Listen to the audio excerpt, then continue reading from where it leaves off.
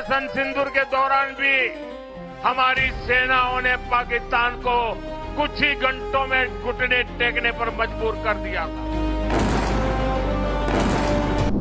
Iran युद्ध के बीच चुनावों पर बहुत लोगों की नजर नहीं जा रही, लेकिन आप देखिए कि यहां भी एक तरह की जंग ही छिड़ी हुई है। बंगाल और असम के चुनाव में तो ऐसा घमासान मचा है कि पाकिस्तान की भी एंट्री हो गई। आप देखिए कि बंगाल में सीएम ममता बनर्जी ने पाकिस्तान के बहाने पीएम मोदी को घेरने के लिए नया नैरेटिव सेट करने की कोशिश की। उधर असम में प्रधानमंत्री मोदी ने कांग्रेस पर पाकिस्तान का गाना उसी की धुन में गाने का आरोप लगाकर नया गदर मचा दिया। इस सब के बीच असम में चुनाव प्रचार का आखिरी राउंड आते आते कांग्रेस ने अपने हमलों का रुख सीएम हेमंता बिस्वा शर्मा की तरफ मोड़ दिया और जमकर गोले दागने शुरू किए। सीएम हेमंता और उनकी पत्नी पर कांग्रेस ने कई गंभीर आरोप लगाए। कांग्रेस के इन आरोपों को हेमंता बिस्वा शर्मा ने पाकिस्तानी प्रोपेगेंडा बता दिया।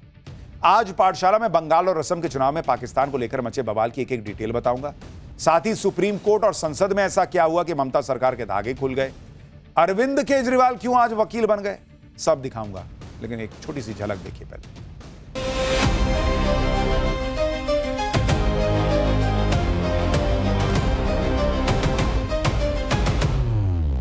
ऑपरेशन सिंदूर के दौरान भी हमारी सेनाओं ने पाकिस्तान को कुछ ही घंटों में घुटने टेकने पर मजबूर कर दिया था। পাকিস্তানের ডিফেন্স মিনিস্টার যখন বলে কলকাতাকে টার্গেট করব, কলকাতাকে অ্যাটাক করব, সেই কথাটা নরেন্দ্র মোদি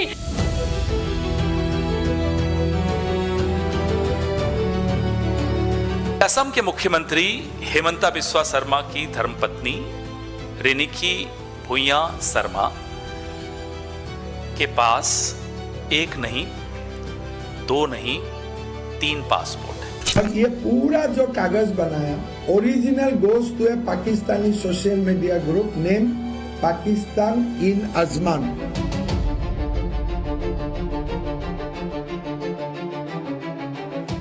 ईडी का केस होना चाहिए। मैं कॉन्फिडेंट हूँ अभी पवन खेरा उनका जीवन का अंतिम क्षण असम का जेल में ही कटेगा।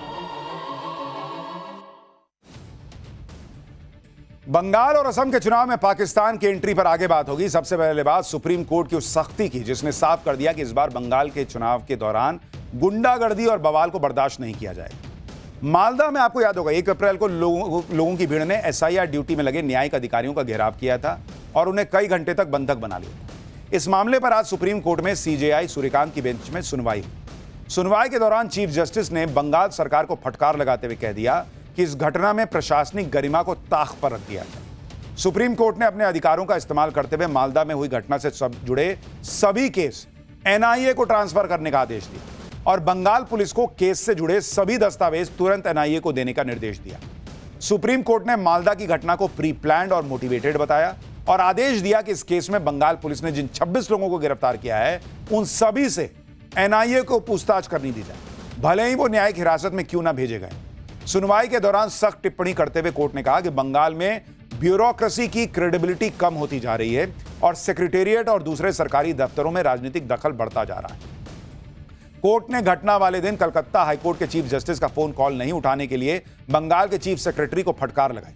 कोर्ट ने फोन नहीं उठाने के लिए चीफ सेक्रेटरी से कलकत्ता हाईकोर्ट के चीफ जस्टिस से माफी मांगने के लिए कहा और कहा कि यह जिला प्रशासन की नाकामी दिखाता है। यानी सुप्रीम कोर्ट में आज फिर ममता सरकार की धज्जियां उड़ गई। सुप्रीम कोर्ट कह रहा है बॉस कि हर तरफ अंदर तक पॉलिटिक्स घुस गई है ब्यूरोक्रेसी में। यह बंगाल का हाल है बॉस। इस बीच ममता बनर्जी को एक और बहुत बड़ा झटका लगा है।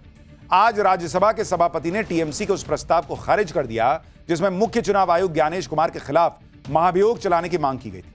टीएमसी के इस प्रस्ताव पर 193 सांसदों ने साइन किए थे और इसे 12 मार्च को राज्यसभा में पेश किया गया था। राज्यसभा के सभापति ने न्यायाधीश जांच अधिनियम 1968 की धारा 3 के तहत जो शक्तियां हैं उसका इस्तेमाल करते हुए प्रस्ताव को स्वीकार करने से ही इंकार कर दिया। यानी ममता बनर्जी को बीच चुनाव झटके पे झटके लग रहे हैं। एक तरफ मालदा की घटना पर सुप्रीम कोर्ट ने धज्जियां उड़ाई, संसद में भी चुनाव आयोग के खिलाफ एजेंडा ध्वस्त हो गया। ममता बनर्जी के लिए बैक टू बैक 2 तगड़े झटके हैं। ममता बनर्जी के लिए चुनाव बड़ी चुनौती बनता जा रहा है। यही वजह है कि ममता बनर्जी ने पीएम मोदी पर डायरेक्ट अटैक शुरू कर दिया। और इसकी वजह आगे बताऊंगा, लेकिन पहले सुनिए कैसे ममता बनर्जी ने पाकिस्तान के रक्षा मंत्री के एक बयान के बहाने पीएम मोदी को घेरने की कोशिश की।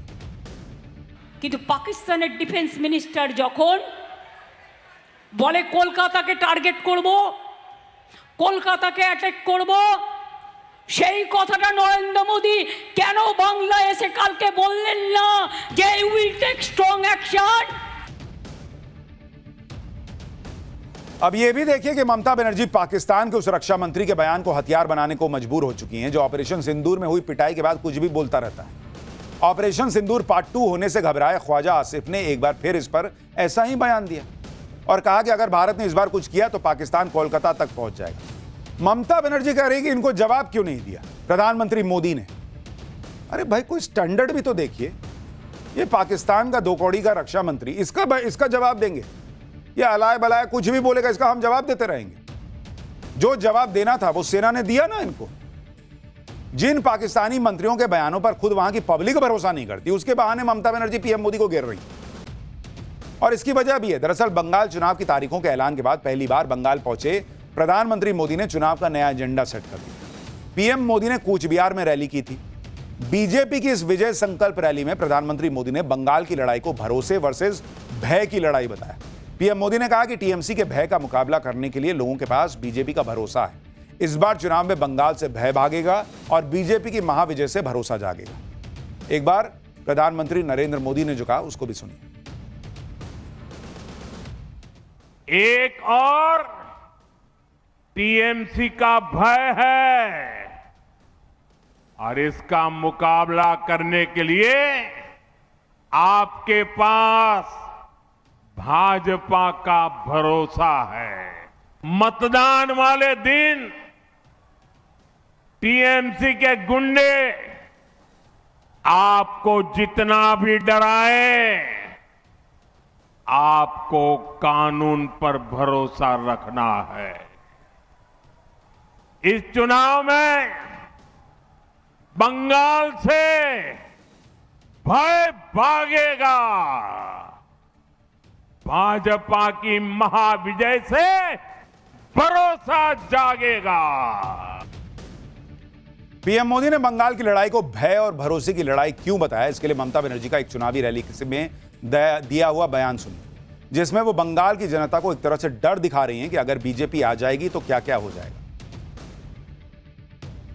রাহুলকে ভোট না দিলে এই বিজেপি শয়তানরা বাংলাটাকে দখল করবে আর মুর্শিদাবাদকে দখল করবে, মালদাকে দখল করবে, উত্তরবঙ্গকে দখল করে বাংলা থেকে বাদ দিয়ে দেবে।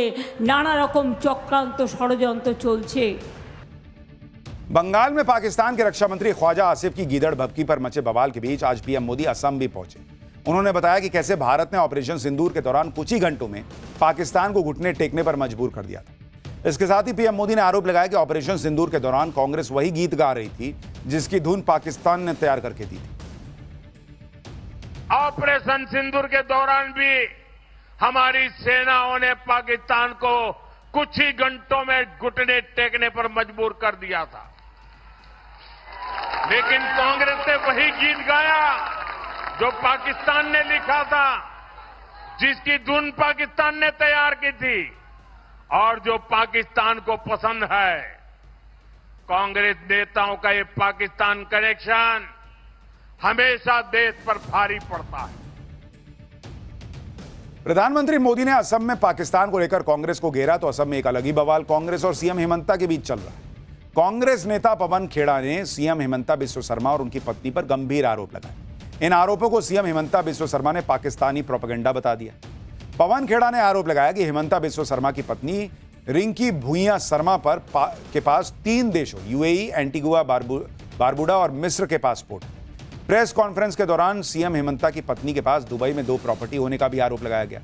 यही नहीं, यह भी आरोप लगाया गया कि अमेरिका के व्योमिंग में रिंकी भुइयां शर्मा के पास 52,000 करोड़ की सीक्रेट शेल कंपनी। आप भी सुनिए सीएम हेमंता बिस्वा शर्मा की पत्नी के पासपोर्ट पर पवन खेड़ा ने और क्या क्या कहा। कि असम के मुख्यमंत्री हेमंता बिस्वा शर्मा की धर्मपत्नी रिंकी भुइयां शर्मा के पास 1 नहीं 2 नहीं 3 पासपोर्ट हैं। ये जो गोल्डन कार्ड है ये यूएई का गोल्डन कार्ड है। हिमंता बिस्वा शर्मा ने कांग्रेस के सारे आरोपों को खारिज करते हुए इसे पाकिस्तानी प्रोपेगेंडा बता दिया। सीएम हिमंता ने कहा कि पवन खेड़ा और कांग्रेस के नेता जो आरोप लगा रहे हैं वो पाकिस्तान के एक सोशल मीडिया ग्रुप में चल रही गलत जानकारी पर आधारित है। हिमंता बिस्वा शर्मा ने दावा किया कि उनकी पत्नी के खिलाफ आरोप लगाने के लिए कांग्रेस ने जिन दस्तावेजों का इस्तेमाल किया वो दस्तावेज पाकिस्तानीज इन अजमान नाम के एक पाकिस्तानी सोशल मीडिया ग्रुप से लिए गए। यही नहीं, हिमंता ने आरोप लगाया कि एक पाकिस्तानी नागरिक के खोए हुए पासपोर्ट पर उनकी पत्नी की तस्वीर एडिट करके लगा दी गई। हिमंता बिस्वा शर्मा ने यह भी दावा किया कि पाकिस्तान असम विधानसभा चुनाव को प्रभावित करने की कोशिश कर रहा है और पिछले 10 दिनों में पाकिस्तान के कम से कम 11 टीवी डिबेट्स का रुख यह था कि कांग्रेस को चुनाव जीतना चाहिए। सुनिए एक बार हिमंता बिस्वा शर्मा। हमारे सबसे जो बड़ा एलिगेशन है, भाई आप पाकिस्तानी सोशल मीडिया ग्रुप से क्यों मदद ली? पहले ही हमारा एलिगेशन है गौरव और पाकिस्तान आर इन टच, और ये पूरा जो कागज बनाया original goes to a Pakistani social media group name Pakistan in Ajman, ये ग्रुप का नाम है ना। हिमंता बिस्वा शर्मा के साथ ही उनकी पत्नी रिनकी भूइया शर्मा ने भी कांग्रेस पर पलटवार किया। उन्होंने खुद सामने आकर मोर्चा संभाला। पवन खेड़ा को जवाब देते हुए रिनकी भूइया शर्मा ने सोशल मीडिया पोस्ट में लिखा कि आपकी सिर्फ तपस्या में ही नहीं, एआई जनरेशन और फोटोशॉप में भी कमी रह गई। उन्हें उम्मीद थी कि एक राष्ट्रीय पार्टी के प्रवक्ता बुनियादी संविधान सावधानी बरतेंगे, न कि मनगढ़ंत पासपोर्ट और दस्तावेजों की घटिया ढंग से बनाई गई तस्वीरें फैलाएंगे। अब मैं कानून को अपना काम करने दूं। सूत्रों के मुताबिक भारत में इजिप्ट की एम्बेसी ने भी पवन खेड़ा की प्रेस कॉन्फ्रेंस में दिखाए गए इजिप्ट वाले पासपोर्ट को फर्जी बता दिया है। लेकिन आप सोचिए कि यह पूरा मामला बढ़ता जा रहा है और हिमंता बिस्वा शर्मा ने तो यह तक कह दिया है कि अब लगता है कि पवन खेड़ा का आखिरी वक्त जो है वो असम की जेल में कटेगा। तो ये पूरा मामला जो है वो एकदम अब हाई वोल्टेज हो चुका है। लेकिन अब बात उस बवाल की जो दिल्ली में निचली अदालत के उस फैसले पर मचा जिसमें कोर्ट ने अरविंद केजरीवाल समेत दिल्ली शराब घोटाले के सभी आरोपियों को बरी कर दिया। कोर्ट के इस फैसले को सीबीआई ने दिल्ली हाईकोर्ट में चुनौती दी। वहीं अरविंद केजरीवाल को दिल्ली हाईकोर्ट में इस मामले की सुनवाई कर रही बेंच को बदलने की मांग की, जिसके लिए आज अरविंद केजरीवाल खुद हाईकोर्ट पहुंचे और व्यक्तिगत तौर पर दलील पेश करने की अपील की। अरविंद केजरीवाल ने कहा कि वो अपने कानूनी अधिकार का इस्तेमाल करते हुए खुद अपना पक्ष रखना चाहते हैं और जब भी कोर्ट परमिशन देगी वो अपनी दलील पेश करेंगे। जिस पर सीबीआई की तरफ से पेश सॉलिसिटर जनरल तुषार मेहता ने कहा कि अगर अरविंद केजरीवाल खुद दलील रखना चाहते हैं तो उन्हें अपने वकीलों को हटा देना चाहिए और बिना कानूनी मदद के अपनी बात रखनी चाहिए। आगे तुषार मेहता ने कहा कि उन्हें पता है कि केजरीवाल क्या खेल कर रहे हैं। यह मंच और कोर्ट किसी तरह के नाटक के लिए नहीं है। दोनों पक्षों की सुनवाई के बाद केजरीवाल की मांग पर कोर्ट ने सीबीआई को कल तक जवाब दाखिल करने के लिए निर्देश दिया। मामले की अगली सुनवाई अब 13 अप्रैल को। तो देश की पॉलिटिक्स में भी गजब भूचाल आ रखा है।